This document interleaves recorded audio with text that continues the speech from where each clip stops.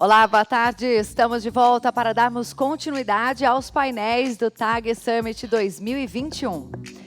Lembra vocês que as perguntas aos nossos painelistas devem ser feitas via chat no quadro à direita do seu player de vídeo.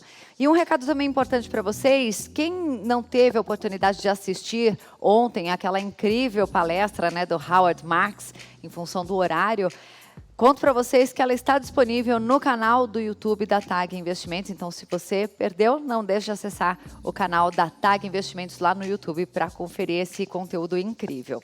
Nós vamos iniciar agora o painel Cenários Políticos e Tendências do Novo Governo. Convido à tela Murilo de Aragão, presidente da Arco Advice.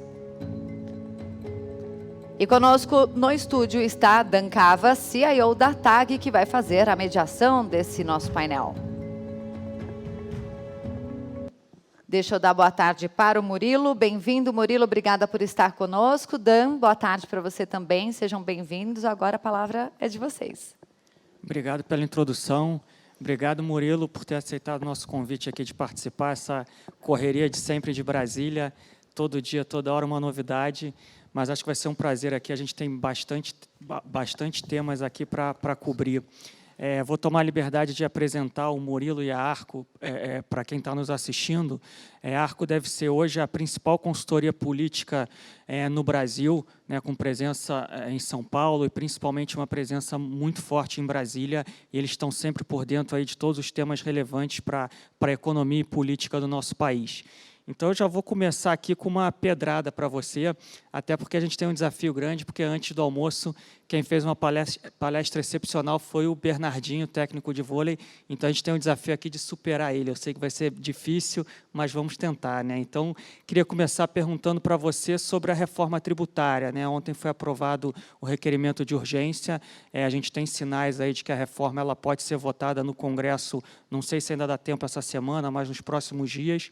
E aí eu queria entender a sua visão dos principais pontos. Acho que essa fase ficou muito focada na questão de taxação, muito focada em mercado financeiro. Acho que é um tema que é de grande importância aqui para os nossos ouvintes, para os nossos convidados. Então, na visão de vocês, né, o que passa, o que não passa? Acho que algumas coisas já foram retiradas do texto, né, a taxação de fundo de investimento imobiliário. Eu dei uma olhada ontem no texto, parece que foi mantida a questão da taxação de fundos fechados, inclusive, pelo menos pelo meu entendimento, o estoque dos fundos fechados também foi mantido. Queria entender um pouco a visão de vocês, se de fato vai caminhar na Câmara essa reforma, o que vai ter nela e qual a probabilidade dela passar também no Senado, que eu acho que o jogo, pelo menos até aqui, vinha sendo mais difícil. Bom, Dan, muito obrigado pelo convite, por estar aqui com vocês. Você já começou realmente com uma pergunta complexa, difícil, que é a que se relaciona à questão da reforma tributária. De modo geral, existem problemas que não foram resolvidos e que vão dificultar o andamento da reforma, dessa mini-reforma, tanto na Câmara quanto no Senado. Começando pelo Senado, já há uma resistência da equipe econômica ao refis que o Senado quer propor, com o título de passaporte tributário, e que, sem o apoio a essa proposta, que é a do Rodrigo Pacheco, evidente que irá existir também, por parte do Senado, resistências à proposta que vier a ser aprovada na Câmara. Então, esse é o ponto 1.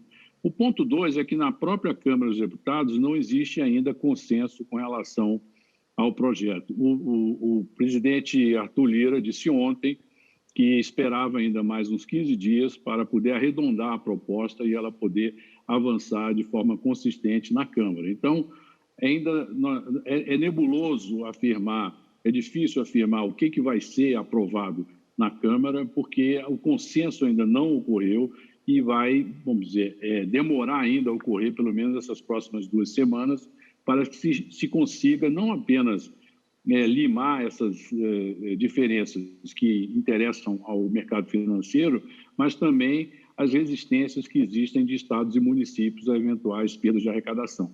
Então, não é um tema fácil de ser resolvido, a votação é complexa, vai demorar, e também o debate no Senado também será complexo e demorado. Então, não existe uma certeza de que isso tudo tenha um desfecho favorável a curto prazo. Dan. Entendi. Pegar, então, esse gancho aí um pouco da questão do Senado, né? A impressão que a gente tem, pelo menos aqui do nosso ponto de vista do mercado, é que a agenda, a pauta econômica, ela tem alguma tentativa de celeridade na Câmara, né, com a liderança ali do Arthur Lira, mas no Senado o jogo tem sido muito mais tumultuado, né? Acho que não tem uma coordenação boa do governo no Senado. E aí eu queria entender um pouco como é que fica com a chegada do Ciro Nogueira. Eu já ouvi muitas coisas dos dois lados, né? Se você for para a grande mídia, para as mídias sociais, tem sempre aquela reclamação do Ciro Nogueira ser do centrão, que o governo está, de fato, abrindo mão de muito poder, mas se você pensa sem o estômago um pouco mais racionalmente, tem uma questão do Ciro Nogueira também ser um político profissional, um cara que tenta atingir consenso, e já ouvi também que ele deveria ajudar nessa coordenação, principalmente no Senado, né? Qual é a visão de vocês da chegada do Ciro Nogueira nessa mini-reforma ministerial que o pessoal está chamando, e quanto isso ajuda ou atrapalha a governabilidade do país? Não, sem dúvida, a nomeação do Ciro Nogueira para a Casa Civil reforça a atuação política do governo no Legislativo. Ele já era um coordenador político importante dentro do Senado, como senador, e agora, como ministro da Casa Civil e com o dedo no pulso do governo, e principalmente na execução de projetos e iniciativas que interessam ao mundo político, esse poder do Ciro aumenta e ele poderá usá-lo junto aos senadores. É evidente que o Senado ficou mais complexo e difícil para o presidente Bolsonaro, porque o Rodrigo Pacheco não demonstrou um alinhamento total com o governo, da mesma forma que demonstra o Arthur Lira. E além do mais, houve o episódio da criação da CPI da Covid, que também tumultuou os trabalhos no Senado, agregou uma oposição que é minoritária, mas é bastante atuante, e essa oposição consegue criar muito ruído e muito embaraço ao governo. Obviamente, com toda a atenção que a CPI da Covid desperta na mídia, o Senado ficou meio que capturado por essa agenda. A vinda do Ciro Nogueira poderá abrir espaços para negociações e destravar o andamento de matérias importantes que estão no Senado, como licenciamento ambiental, marco ferroviário, a BR do Mar. São temas importantes que poderiam ser aprovados no Senado de forma conclusiva. Então, a expectativa, de modo geral, é de que o Ciro melhore esse diálogo.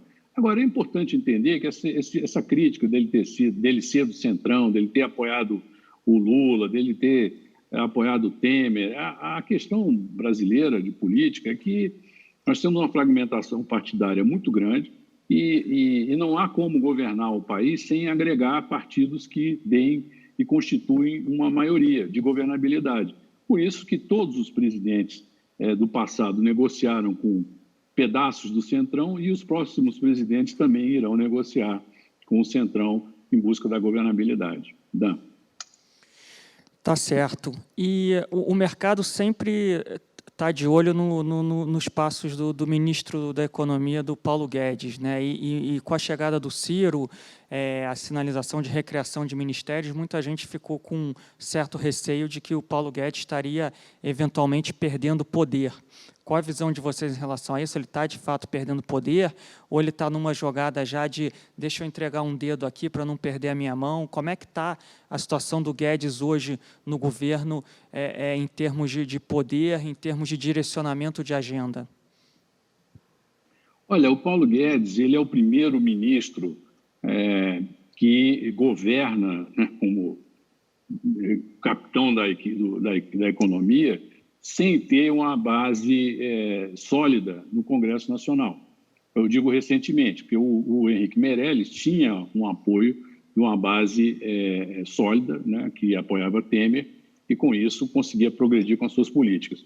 Mas, além disso, há um outro fato que deve ser notado pelo mercado. Hoje, o Congresso tem uma grande autonomia em relação ao governo, porque ele não precisa mais do governo e da equipe econômica para executar as emendas orçamentárias.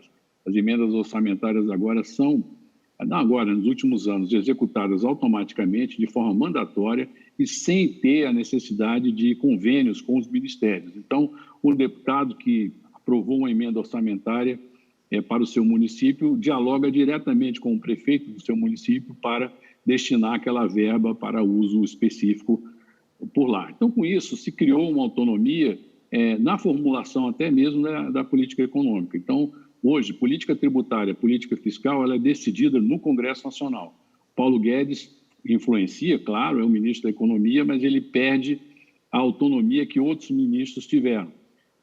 Outro fato também é que o governo tem falhado na sua comunicação em torno dos êxitos que consegue atingir no que tange à política econômica. E, por outro lado, não consegue ter de forma consistente um discurso com relação às suas necessidades.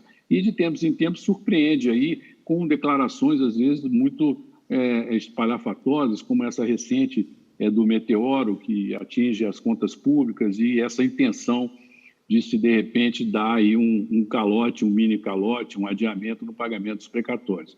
Isso tudo causa uma tensão dentro do mundo político e, de alguma maneira, enfraquece o poder do ministro Paulo Guedes. Com relação a ceder o espaço da Secretaria de Trabalho para o ministro Onyx, isso não foi um problema maior, até mesmo porque essa configuração que o ministro Paulo Guedes elaborou para o governo terminou não funcionando adequadamente. A equipe econômica ficou grande demais, com agendas demais e sem ter, vamos dizer, aquela eficiência necessária para se coordenar quase 5 ministérios que se transformaram em um só, que é o Ministério da Economia. E, além do mais, é um ministério que tem o Tesouro, que é quase um ministério, e a Receita Federal, que também é quase um ministério. Então, se juntar tudo, obviamente exige uma competência administrativa e orgânica que parece que o governo não tem para poder dar os resultados com a maior eficiência que o país precisa.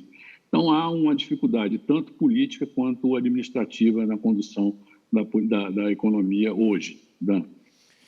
Ficou claro, mas o mercado está sempre preocupado numa eventual saída do Paulo Guedes, né? Por mais que ele cansa de falar que esperou 30 anos para estar ali naquele cargo, não é em alguns poucos anos, com alguns poucos obstáculos, que ele vai abrir mão desse cargo.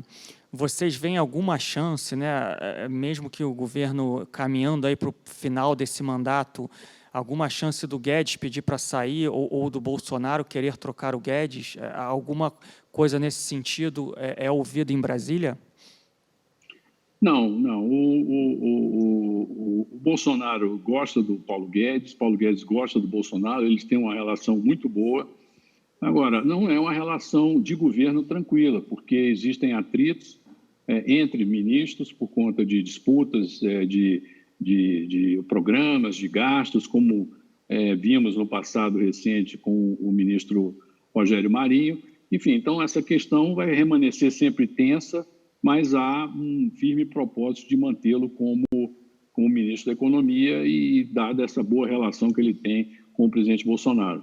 Agora, o mercado tem que entender que hoje existe uma outra âncora para a estabilidade, para a previsibilidade, para a credibilidade fiscal e financeira do país, que é a autonomia do Banco Central, com o presidente do Banco Central, Roberto Campos Neto. Essa autonomia deverá ser confirmada pelo Supremo Tribunal Federal, que julgará em breve uma ação nesse sentido, a partir do entendimento de que, na tramitação da iniciativa de criação, de aprovação da autonomia do Banco Central, havia um projeto de lei de autoria do governo, o que então sanaria a existência de um vício de origem, que é o que está sendo alegado pelos partidos de oposição. Então, é importante entender que hoje Paulo Guedes é uma âncora, sim, mas Roberto Campos também e com a vantagem que tem um mandato, que tem uma estabilidade no cargo que dá ao Brasil um horizonte de condução de política econômica com maior tranquilidade. Dan. Ótimo, ficou bem claro. Vou pegar um gancho aí, você acabou falando rapidamente sobre todo esse tumulto dos precatórios, em que pé a gente está dessa situação, né? Até as últimas sinalizações que a gente viu aqui, tinha ficado precatórios acima de 60 ou 66 milhões de reais, que iam ser parcelados em até 10 anos, os precatórios menores iam ser pagos. Em que pé anda esse debate e o quanto pode ter reação aí dos órgãos como o TCU e afins? Olha, eu conversei com lideranças lá do Supremo, com membros do Supremo Tribunal Federal a respeito disso, e há uma expectativa de que, se o tema for mal encaminhado, sem uma boa negociação, ele certamente será judicializado. E ao ser judicializado, provavelmente o governo será derrotado e poderá ser condenado a pagar ainda mais. Enfim, então, esse tema tem que ser conduzido realmente com muita cautela. Não está ainda definido ou definida a forma que será encaminhado e como será feita essa negociação. Provavelmente o ministro Paulo Guedes e a sua equipe deverá ouvir o Supremo Tribunal Federal e até mesmo outros órgãos de controle, como o TCU e a AGU, para saber como encaminhar essa situação sem o risco de, eventualmente, ela ser até inviabilizada no nascedouro. É possível, sim, se da maneira que ela foi encaminhada, pode gerar uma judicialização imediata e criar embaraços ao governo. Agora, o que ficou, de certa forma, bastante pitoresco é a surpresa do governo, né? O governo se surpreende com o fato de não saber que teria que pagar esse montante de precatório no ano que vem.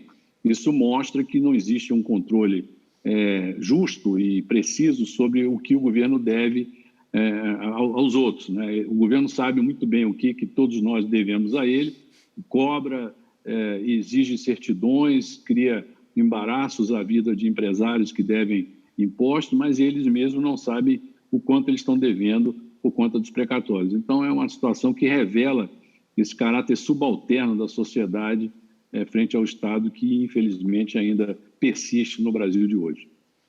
É uma boa visão essa, realmente isso entra um pouco aqui nos outros temas que eu queria tocar, né, que é um pouco a questão do teto do gastos, né, economicamente falando, a gente está vendo, acho que talvez pela primeira vez, o teto do gastos funcionar, que a gente está tendo uma despesa que não pode aumentar, porque essa é a restrição do teto, e com a volta da pandemia a gente tem visto aí uma recuperação relativamente rápida e acentuada da arrecadação.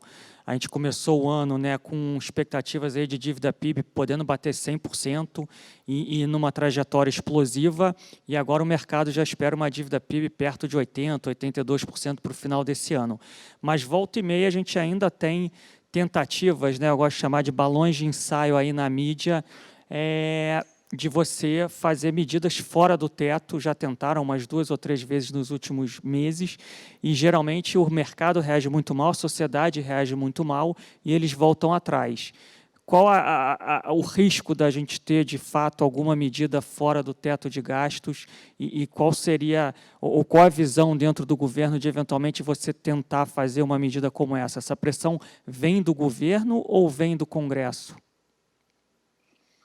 Ora, essa pressão vem do mundo político e também vem do governo, porque há o interesse, sim, de poder gastar mais em algumas áreas, principalmente por conta dos episódios relacionados à pandemia, que desnudou problemas históricos de desigualdade, de renda e de saúde pública. Enfim, então essas questões motivam os setores da política do governo a tentar buscar alternativas ao teto de gastos e de forma que pudesse ampliar os gastos ou tirar esses gastos do controle do teto. Eu acho que o debate sobre o teto vai prosseguir, mas, sobretudo, é importante saudar que o Congresso tem resistido muito ao aumento da carga tributária. E isso é um sinal muito positivo que nós devemos reconhecer do Congresso Nacional. Em segundo lugar, o próprio Congresso, mesmo com a tentação de quebrar o teto de gasto, de flexibilizá-lo, sempre está atento às manifestações do mercado. O mercado ele tem sido muito importante como um balizador da racionalidade política e econômica do país. Nem sempre isso prevalece, mas quase sempre, sim, prevalece. Se você lembrar bem que no ano passado, algumas iniciativas de caráter demagógico foram postas no Congresso e até aprovadas, como, por exemplo, redução mandatória de juros, de dívidas durante a pandemia, ou criação de um empréstimo compulsório para financiar gastos da pandemia. Essas questões todas não prosperaram porque houve um respeito à opinião do mercado por parte do mundo político. Então, eu vejo que vai existir sempre uma preocupação com os efeitos que as medidas trarão ou trariam para o mercado financeiro. Por outro lado, vejo que está posto a necessidade de se criar programas, né, de mitigação dessas questões sociais que existem no país de forma mais contundente. E isso vai pressionar o debate sobre o teto ou de como aprovar dentro do teto iniciativas dessa natureza. Dan. Tá. De fato, esse é um tema importante. Eu acho que toda vez que tentarem ou ventilarem alguma coisa nesse sentido, é bem razoável que o mercado reaja bem negativamente, né? Acho que você falou aí que o Paulo Guedes é uma âncora, o presidente Roberto Campos Neto do Banco Central é outra âncora. Eu não tenho dúvida que o teto do gasto também é uma terceira âncora aí, nesse caso fiscal, para o país, né? Acho que o problema fiscal é um dos grandes problemas que ainda persistem aqui no Brasil. Antes de entrar aqui, eu já tenho algumas perguntas, alguns temas mais espinhosos relacionados à eleição, mas eu queria manter ainda nessa questão aí de programas sociais, de teto. Muito tem se falado sobre o Bolsa Família, teve uma sinalização aí de um aumento entre 50% e 100% do ticket que é hoje. Em que fase está essa negociação, a estruturação desse novo Bolsa Família? Eu, pelo menos, entendo que eles vão tentar até mudar o nome desse programa, né, para tentar usar isso politicamente nas eleições. Vai ser o programa social para o Bolsonaro chamar de seu. Como é que está esse sentido, né? Qual deve ser o ticket médio? Quantas famílias devem ser beneficiadas? E se eles vão conseguir acomodar isso no orçamento? Olha, a pergunta é uma pergunta difícil, porque quem faz quer saber todos os detalhes e detalhes que ainda não estão decididos.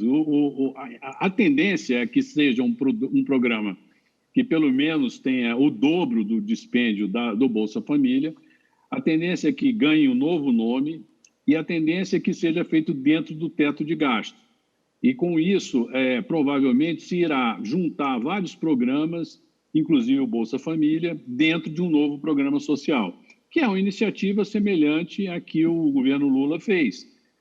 O governo Fernando Henrique criou a Rede de Proteção Social, criou o Vale Gás na época, e tinha a Bolsa Educação também do governo do PT, do Cristóvão Buarque em Brasília, o Vale Educação, tinha também na Prefeitura de Campinas, que também era uma quantia que se dava à família que mantivesse seu filho estudando. Enfim, isso tudo foi transformado no programa Fome Zero, que foi reempacotado como Bolsa Família depois. Então, é possível que todos os programas sociais do Brasil, do governo brasileiro, sejam reempacotados num novo nome e que tenham um incremento de receita em relação ao que é gasto especificamente com Bolsa Família, a partir tanto da adição desses programas outros existentes, quanto de eventuais aumentos também adicionais, mas, em princípio, dentro do teto. Essa é a tendência hoje. O debate está se iniciando, vai ganhar corpo, principalmente em outubro, novembro deste ano. Tá ótimo. Começar a entrar nos temas aqui um pouco mais espinhosos, até também para a gente entender o que é ruído, o que é sinal, né? Essa questão do inquérito do fake news, agora botaram o Bolsonaro para ser investigado também. Eu, pelo menos, vi circular aí nas mídias sociais ontem e hoje um comunicado aí do TSE falando das urnas eletrônicas, que teria tido uma tentativa de hacker. Como é que está esse vento em Brasília? É mais ruído do que sinal? Tem algum risco vindo daí, nesse sentido? Não, a questão é a seguinte, hoje é ruído, mas pode virar sinal, porque o fato é que todo o conflito institucional provocado pelas declarações do presidente Bolsonaro com relação aos ministros do Supremo e a questão eleitoral e a questão das urnas eletrônicas terminou fomentando essa resposta, que é a abertura de inquéritos e da inclusão do presidente Bolsonaro no inquérito que já está em tramitação lá, o inquérito das fake news. Isso hoje ele é, como eu disse, ruído, mas tem o potencial de virar um sinal. Por quê?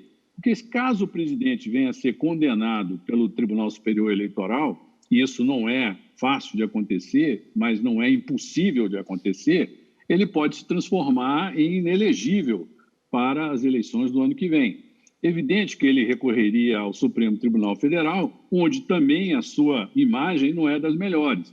Enfim, então hoje o presidente tem sim um risco pela frente, um risco jurídico que termina sendo maior do que ele sofrer, por exemplo, um impeachment dentro do Congresso Nacional. O Congresso está convencido de que o impeachment é inviável, tanto pela base política existente, mas, sobretudo, pelo desinteresse da oposição em provocar um impeachment. Não há interesse. O PT, por exemplo, teme que, se houvesse um impeachment, o Mourão, em assumindo, se fortaleceria de sobremaneira, podendo se transformar num player eleitoral forte, né, e sem o desgaste que o Bolsonaro tem. Enfim, então eles não querem correr esse risco. E, por outro lado, também há dúvidas na oposição menos radical de que isso seja positivo para o país. Então, o impeachment como solução para o conflito político não é viável no cenário de curto prazo, salvo uma ocorrência de algum fato completamente fora da curva. Por outro lado, esses processos que estão em discussão no Tribunal Superior Eleitoral representam, sim, um potencial risco para o presidente Bolsonaro, em especial no que tange à questão da ineligibilidade, se isso for para frente. Evidente, como eu disse, não é fácil, é um processo complicado, difícil, o presidente terá, obviamente, amplo direito de defesa, e também politicamente é sensível, ou seja, o TSE sabe que tem pela frente um presidente que ainda tem uma grande popularidade, ou uma popularidade significativa.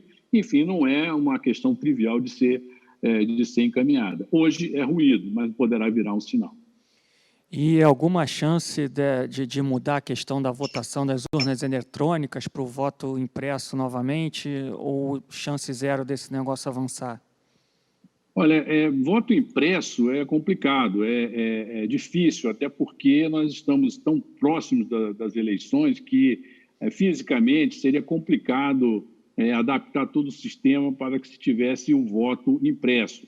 Agora, é possível que ocorra algum tipo de mudança processual para dar um maior conforto a essa questão da auditoria, da auditagem do voto auditável.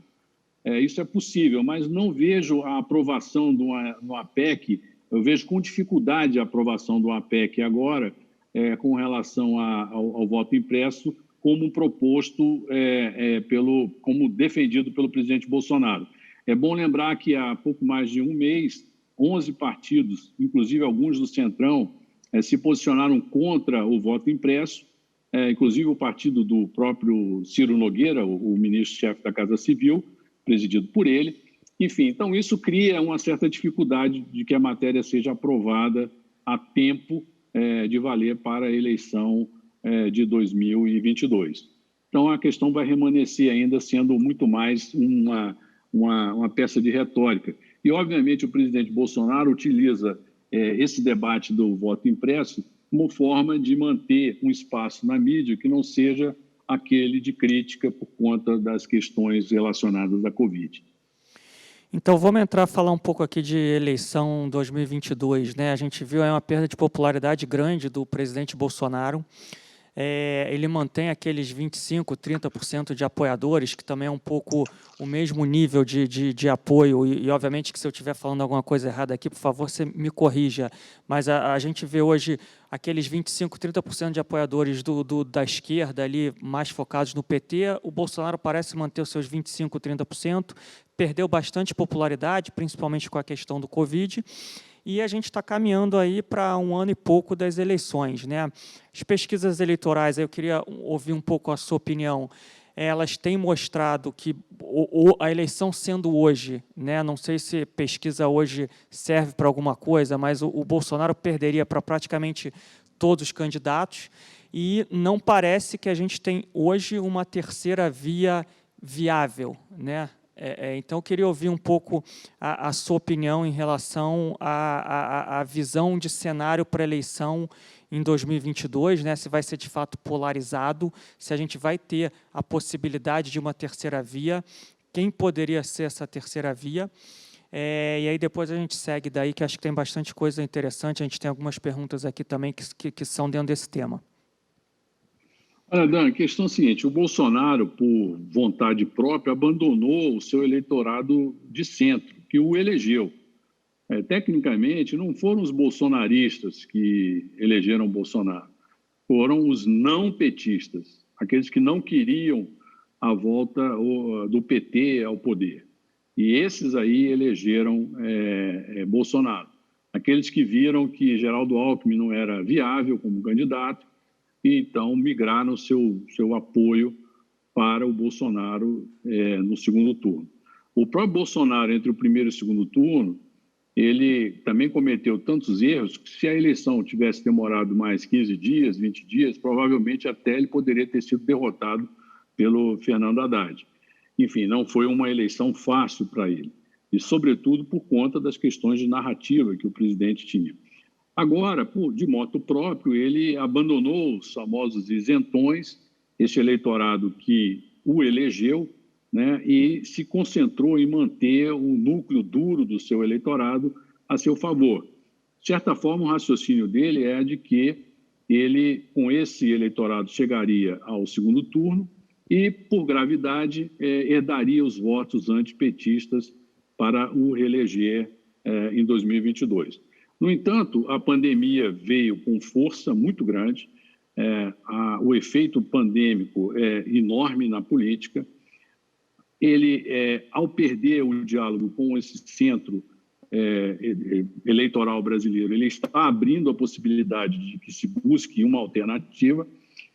A volta de Lula ao debate traz um forte candidato, mas que também tem um nível elevado de rejeição. Então, ambos, tanto Bolsonaro quanto Lula, têm um nível elevado de rejeição e que permite, potencialmente, que o centro se organize em torno de um candidato. Agora, essa organização do centro ela não virá de cima para baixo, porque há muitos ciúmes, há muitos interesses, há muitas vaidades, e esses candidatos e partidos e habitantes do mundo do centro eleitoral brasileiro têm suas agendas. O que poderá acontecer é, eventualmente, algum nome começar a se beneficiar da rejeição que tanto Bolsonaro quanto Lula têm e comece a crescer nas pesquisas. O que se espera que ocorra é uma disputa, uma espécie de play-off entre os candidatos fora da polarização e, eventualmente, um deles consiga emergir ali de 12%, 13% e ameace a possibilidade de chegar ao segundo turno. Hoje, a polarização é dada como o cenário base para a eleição de 2022. No entanto, dadas as circunstâncias da pandemia, dadas as circunstâncias do conflito institucional existente, dada a evidente má vontade da grande mídia em relação ao governo, e dada também as incertezas se o crescimento econômico prometido vai ser um crescimento morno, quente ou frio, porque se for um crescimento de PIB, mas que não chegue ao comércio, ao consumo e ao emprego, ele será um crescimento frio. Tem que ser também não só um crescimento de números, mas também um crescimento de sensações.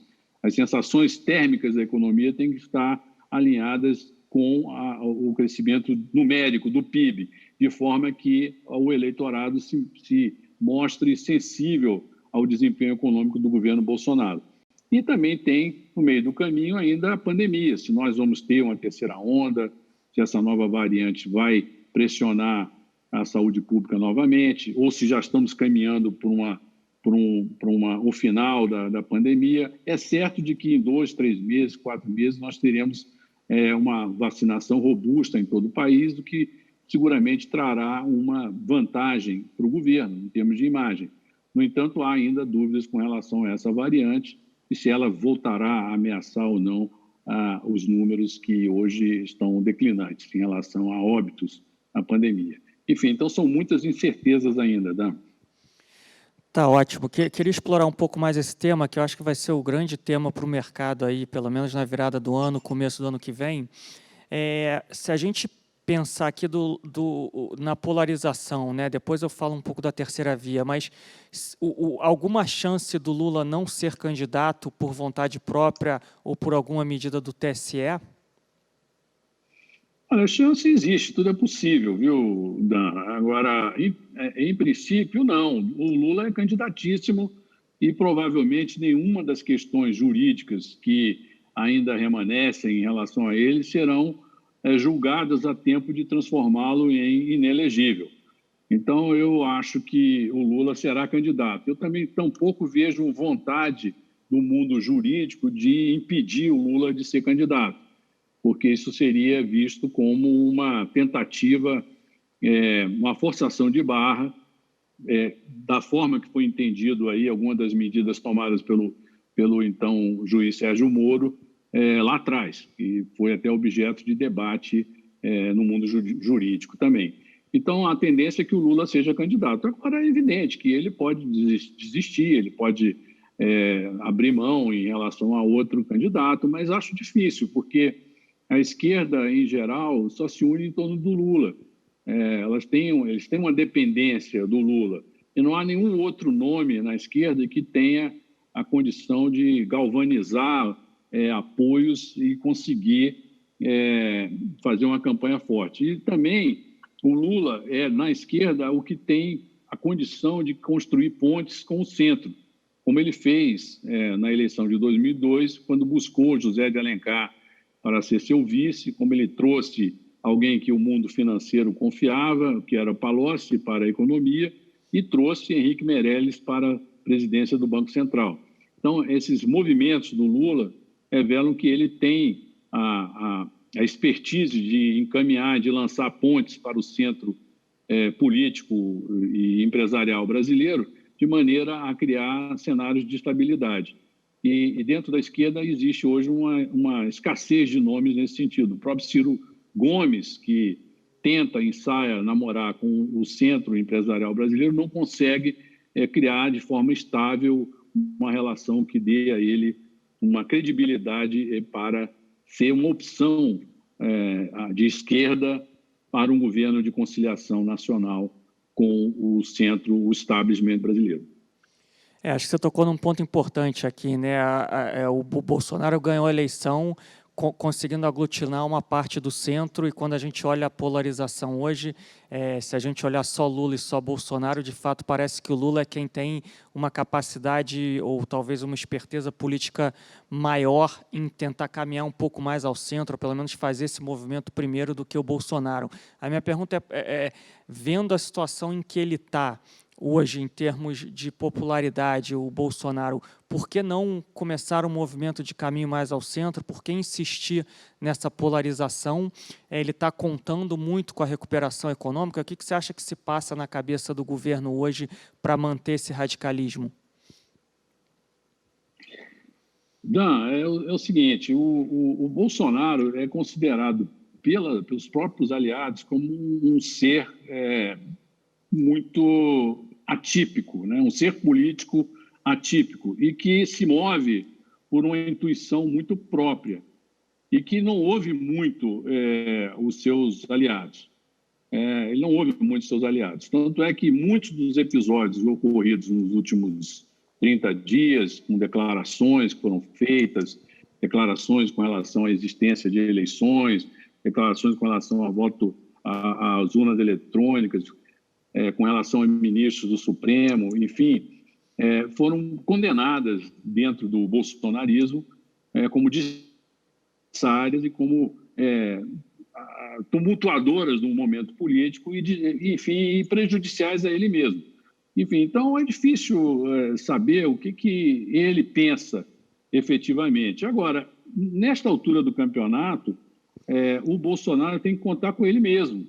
e o centro não virá a apoiá-lo. Quando a gente tem que separar o que é centrão e o que é o centro.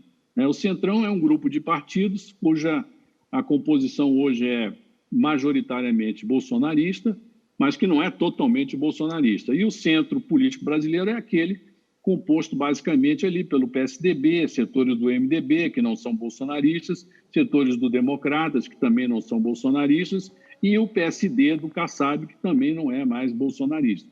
Enfim, esse centro político vai tentar criar uma alternativa, até mesmo porque esses grandes partidos eles estão olhando o mercado político de 2023.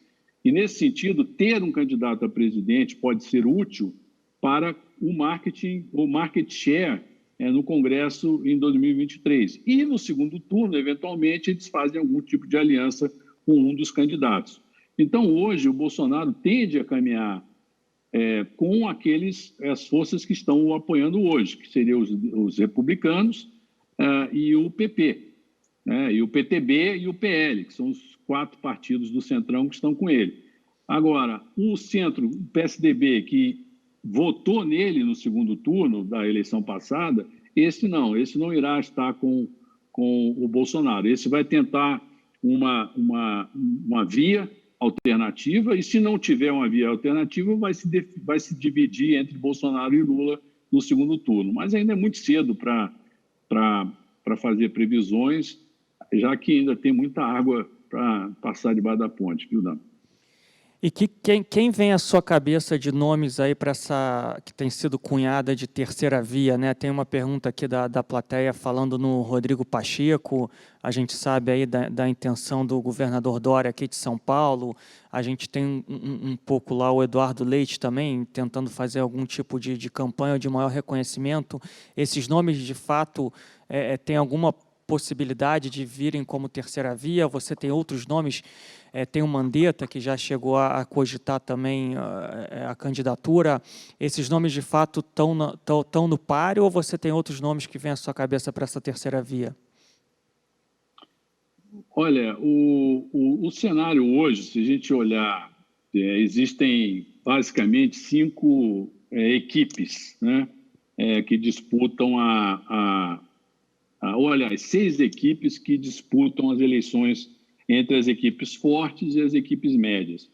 As 2 equipes fortes são Bolsonaro e Lula, o PT. Aí tem 4 slots, vamos dizer assim, o PDT com o Ciro, né? O PSDB com o Dória ou com o Eduardo Leite, o DEM com o Mandetta e o PSB que tenta lançar uma candidatura, mas não sabe ainda qual é o nome. E, basicamente, são essas equipes que estão organizadas para disputar a eleição. E existe ainda um nome fora, sem equipe, que é o Moro, né, que a gente não sabe se vai disputar ou não e por onde vai disputar. Esse desenho aí, ele vai se configurar de forma mais definitiva lá para janeiro, fevereiro, março do ano que vem, a partir do desempenho nas pesquisas. O grande marco inicial dessa questão, principalmente fora dessa dupla da polarização PT-Bolsonaro, vai ser o resultado das prévias do PSDB, que vai ocorrer, que já o processo está sendo iniciado agora em agosto e vai ser concluído no final de outubro. Então, em novembro, provavelmente o PSDB terá anunciado quem será o seu candidato a presidente. E, com isso, abre-se a temporada de organização da campanha eleitoral, tendo Lula como candidato, Bolsonaro como candidato, Ciro Gomes como candidato e João Dória ou Eduardo Leite como candidato. E aí, nesse sentido, as outras vagas aí, Mandetta, PSB, Moro, vão ficar ali meio que na dúvida com relação... e o próprio, desculpe, eu esqueci aqui, o PSD do Kassab, que quer lançar o Rodrigo Pacheco também. Enfim, então, essas equipes aí vão, a partir de dezembro, se posicionar da forma com que a candidatura do Dória ou do Eduardo Leite for recebida pelas pesquisas. Então, o que vai definir isso, como eu disse, é ali janeiro, fevereiro e março, com o comportamento das pesquisas. Até lá, vai se definir claramente se o Rodrigo Pacheco é candidato ou não. e se é João Dória ou Eduardo Leite, candidatos pelo PSDB. Enfim, então, a definição desses nomes, como eu disse, ocorre no início do ano que vem. Perfeito. A gente está caminhando aqui para o final, tem mais duas perguntas aqui da nossa audiência. A primeira é se tem alguma chance do Bolsonaro perder as eleições e não entregar a faixa. E aí, dentro, é uma pergunta separada, mas dentro desse mesmo tema, se as nossas instituições são fortes o suficiente para evitarem tentativas de movimentos antidemocráticos. E aí depois eu deixo a última pergunta aí para o final. Ok. Olha, eu custa crer que ocorra uma quebra da institucionalidade no Brasil de hoje, né? É evidente que tudo em política é possível, né? Inclusive países economicamente e socialmente desenvolvidos cometem e cometeram historicamente tolices imensas, né? E mergulharam os seus respectivos países em crises dramáticas. A Argentina, um país que tinha um desenvolvimento social e econômico muito grande no século passado, conseguiu, de forma sistemática, perder valor, perder riqueza, perder qualidade institucional também. Então, um cenário ruim não pode ser completamente descartado. Porém, se nós olharmos hoje os atores, é muito difícil se fazer uma ruptura sem o apoio das Forças Armadas. E as Forças Armadas no Brasil de hoje não estão interessadas numa ruptura, não irão patrocinar uma ruptura institucional, nem contra nem a favor do governo. Enfim, seja que governo for.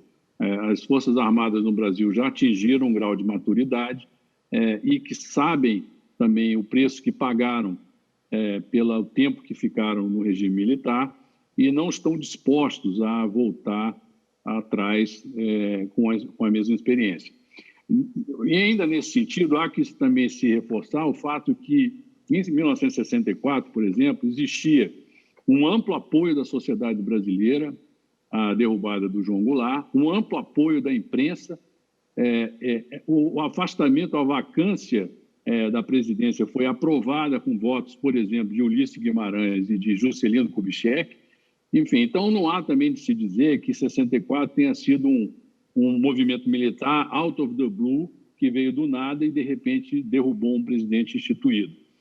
Então, existia ali uma movimentação da sociedade, da imprensa, do establishment, e existia também um mapa ideológico que os militares tinham desenvolvido com um projeto de país. Então, existia também todo um histórico.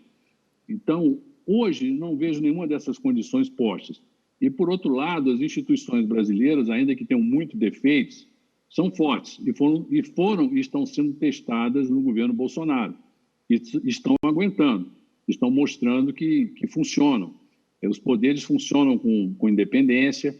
Eu não quero dizer que sejam perfeitos, tem muitos defeitos, muitas questões ainda a serem colocadas, mas a nossa democracia está em construção e nossas instituições são fortes. E, por fim, há de se dizer também que o Brasil de hoje é uma sociedade multipolar em termos de poderes. Não é mais uma sociedade com 4 ou 5 atores que mandam na política brasileira.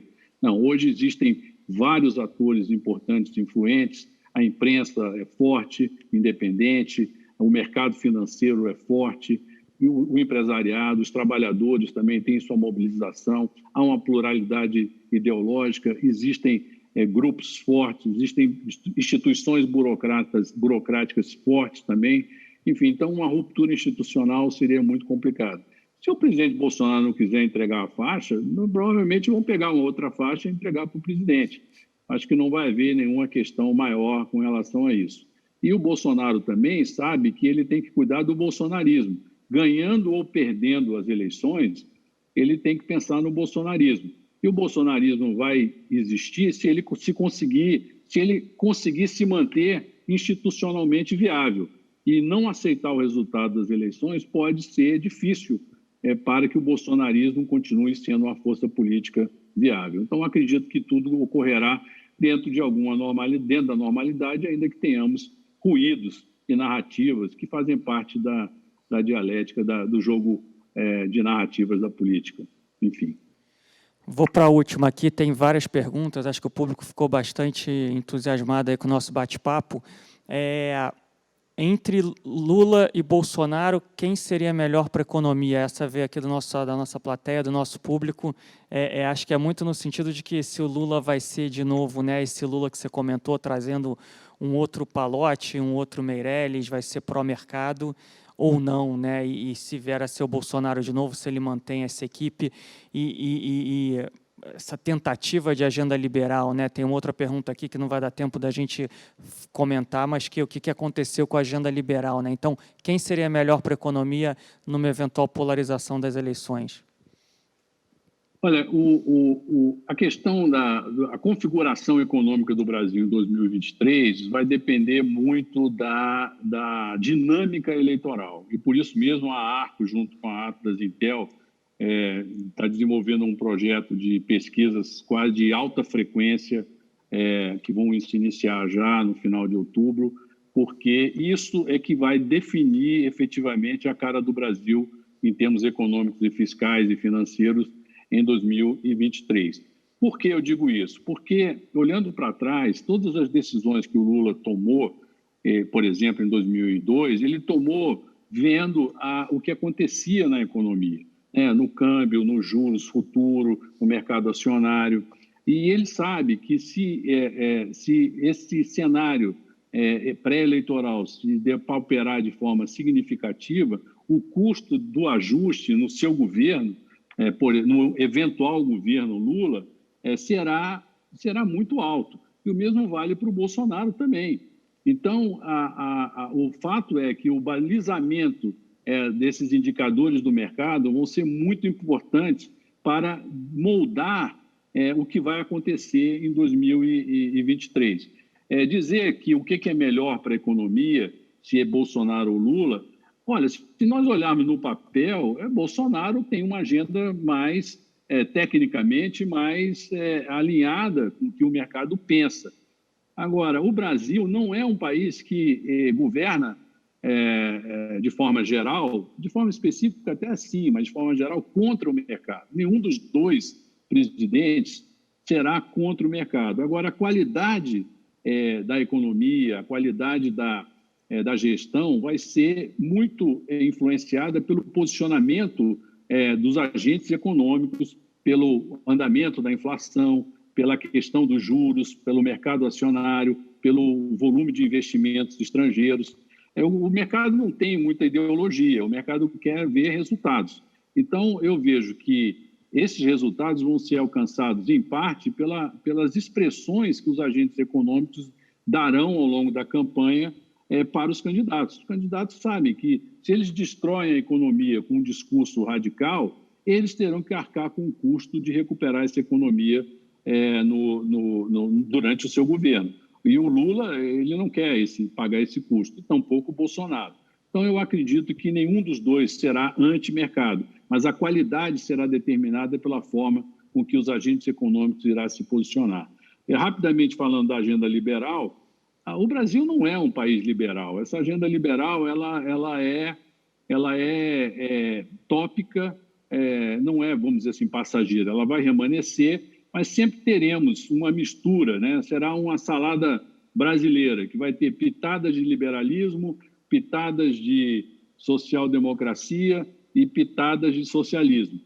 O Brasil não é um país que será liberal na essência, porque temos ainda uma série de problemas de natureza social que vão exigir intervenções e atitudes da sociedade e que, de alguma maneira, não são do ideário tipicamente liberal. Agora, em certo sentido, hoje vemos, sim, um avanço de uma maior liberdade econômica. Por quê?